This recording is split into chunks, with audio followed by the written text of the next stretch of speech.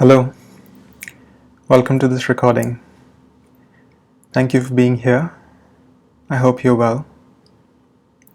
Today I'm going to talk about the topic that is the most close to me, what I feel the most strongly about, what I have explored personally for so long, existential depression.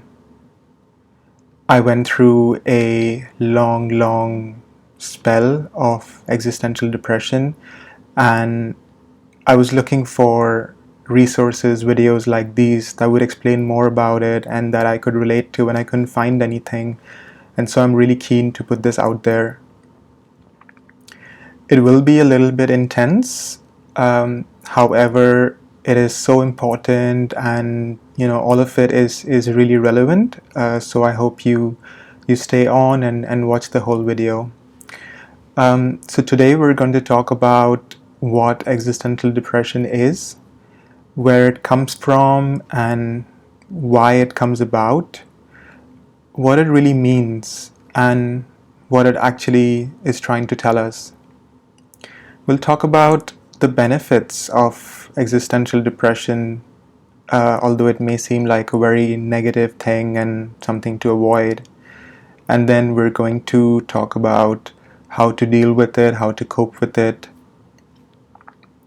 So firstly, what is existential depression? I want to say at the outset it's a little bit different from existential crisis. Existential crisis is situational. It's triggered by a sudden change which creates a loss of meaning, that things don't seem to make sense anymore. Whereas an existential depression is more of an ongoing thing. It is just a lack of meaning in general at a very fundamental level, which actually ends up creating a lack of motivation, lack of interest in anything, a feeling of why do I even bother? And in that respect, it can seem very close to clinical depression or major depression. And in fact, I would say that every depression has an existential aspect to it, because there does seem to be this kind of questioning of why bother.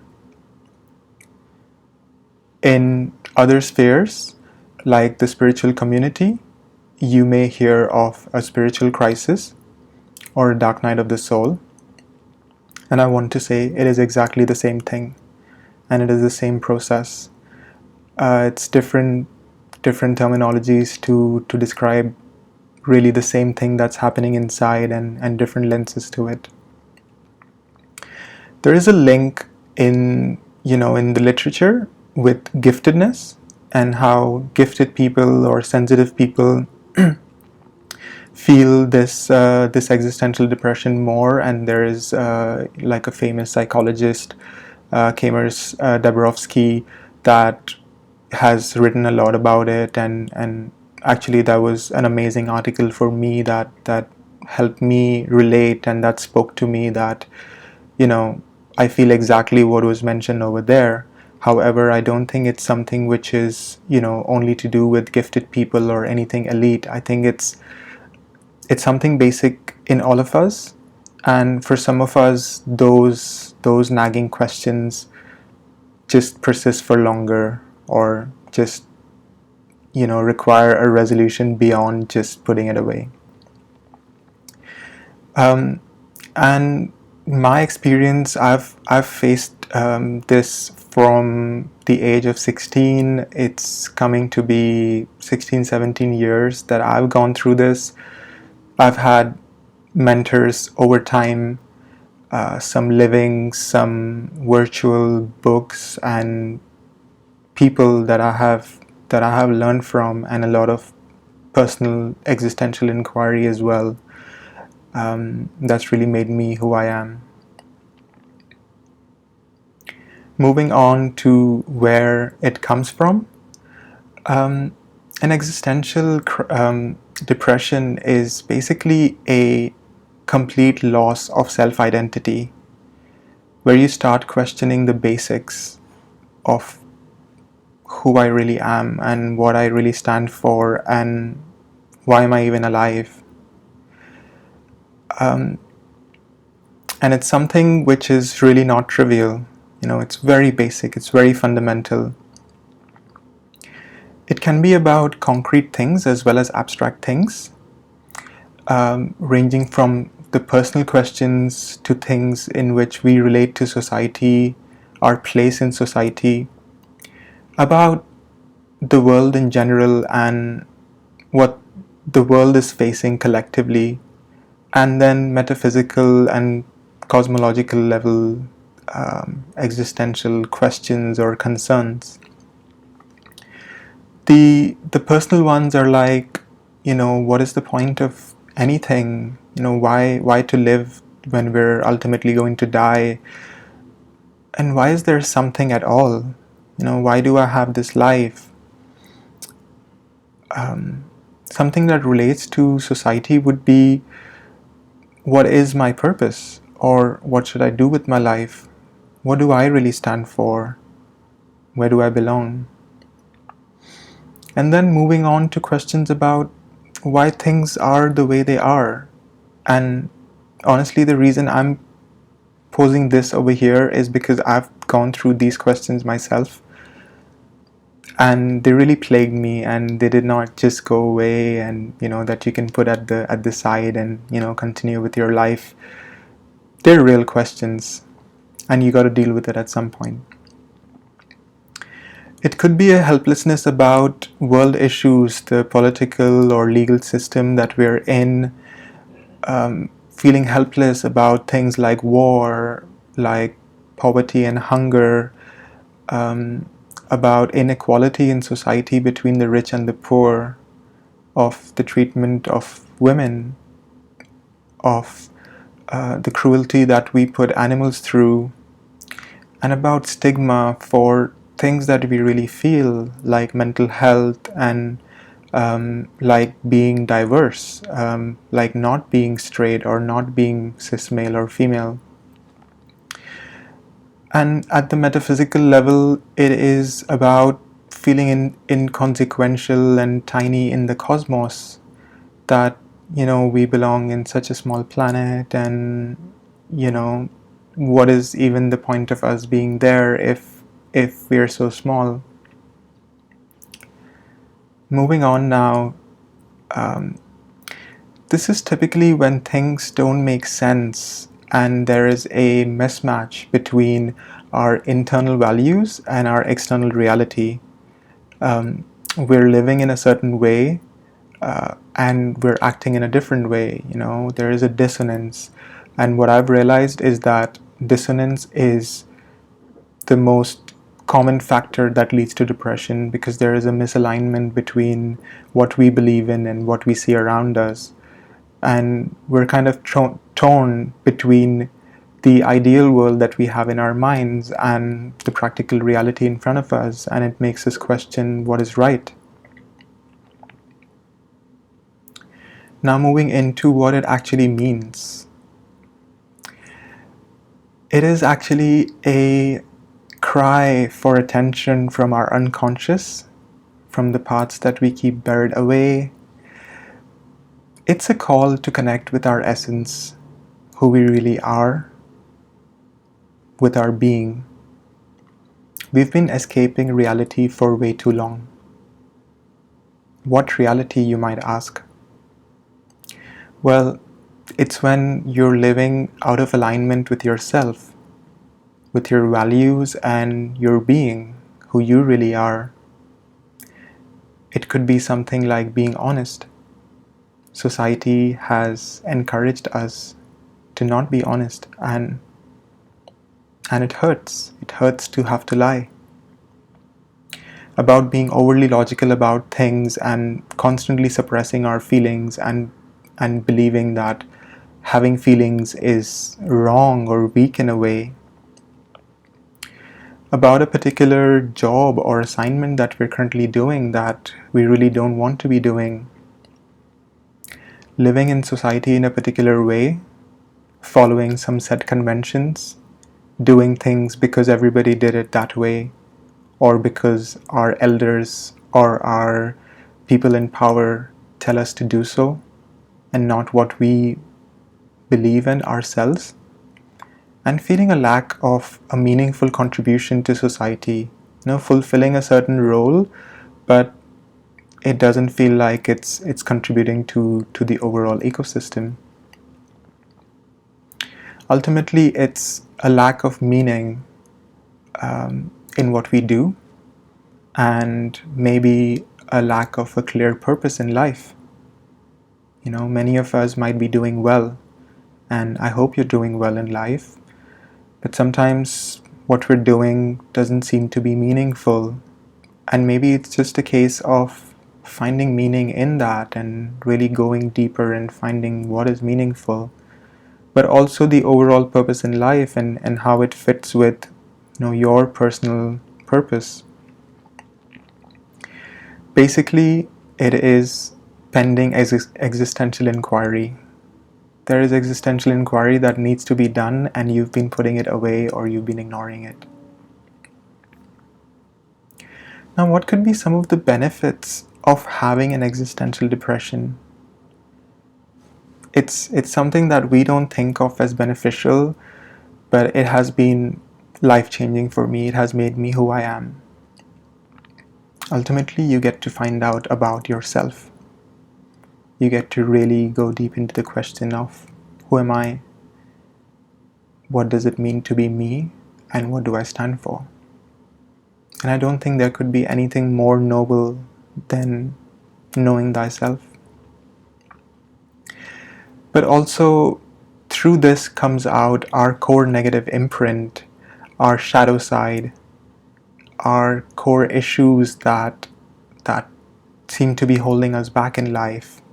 And about shadow work and about our negative imprint is something that Teal Swan talks a lot about, and I'm going to be covering in a future video as well. But it's basically the impact that it can have is like a bow and arrow.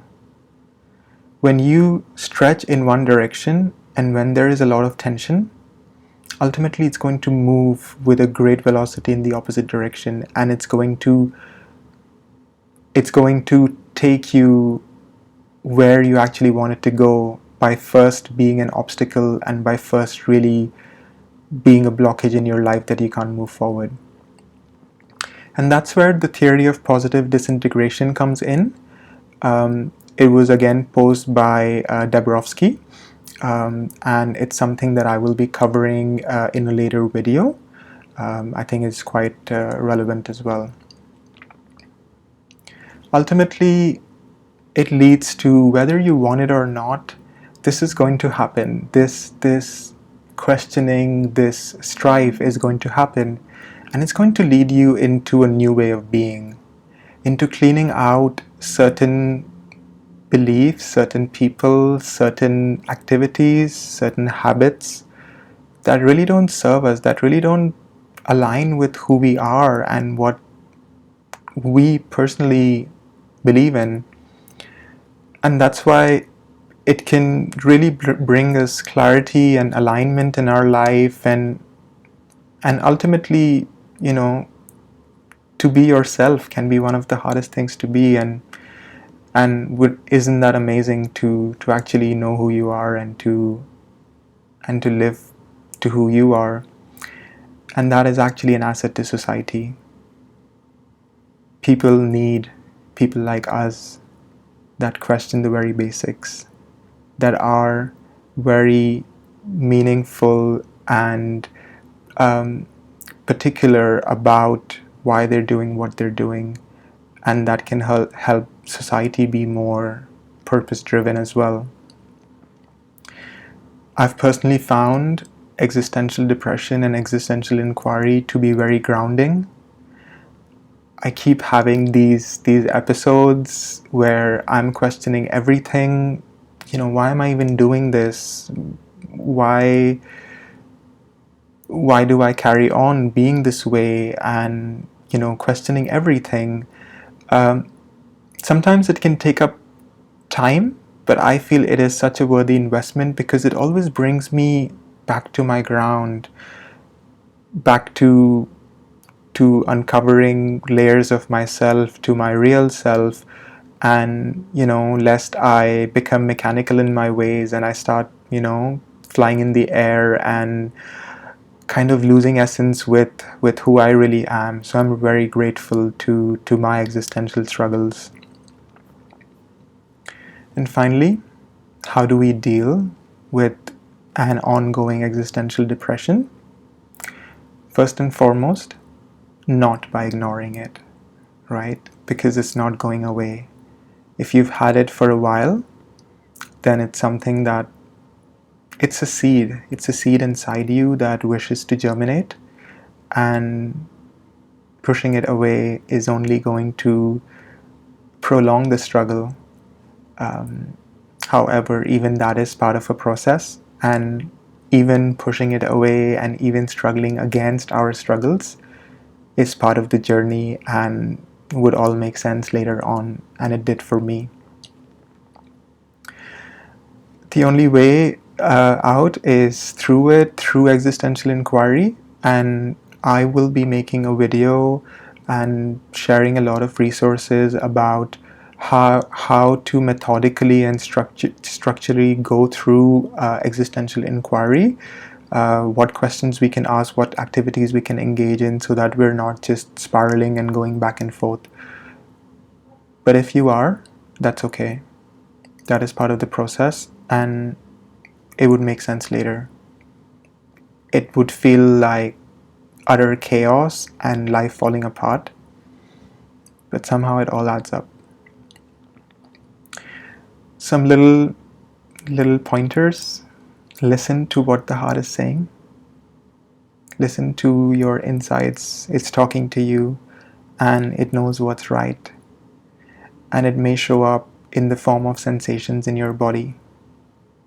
And if you just sit still for a bit, it might tell you more than you expect. Let it happen, let the process unfold. Don't be afraid or resist it or try to put it in a corner. Have faith in the process. It won't be straightforward, but it is an amazing process to engage in, and be okay with having moments of not being okay, and of going through the struggle, and really enjoy it, because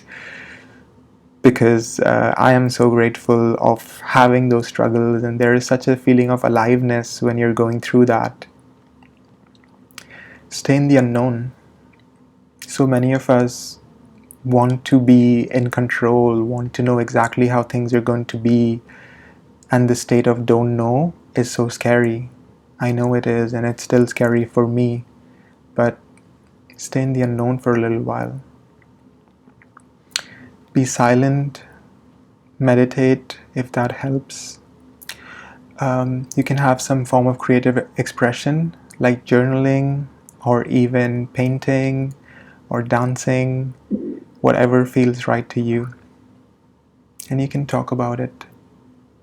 I think it's totally okay to talk about it. As you can imagine, it's something that I think about so much and I talk about all the time. And every time I talk about my questioning, my inquiry, other people relate to it, because everybody is going through it to some degree and has at some point. So it's okay to talk about it. Try to build a set of tools and resources, some things you can do when you're feeling in this way, or you're feeling kind of spiraling into an abyss. And I'm certainly going to be sharing a set of resources, but it might be some people that you look up to, some guides, mentors, or gurus. And yeah, I wish you well in this unknown, exciting journey. I'm definitely going to be making more videos about this, and if you did like the contents of this and you want to engage in more existential inquiry, stay with me, subscribe to this channel, reach out to me, ask any questions that you want in the comments, and I will try to cover it as much as possible. This is the center of my life, what I feel the most passionate about, and what I wish to do every moment of my life. I struggle through existential depression, and I want to be there and help out everybody that's going through it right now. So thank you so much for watching. Have a good day.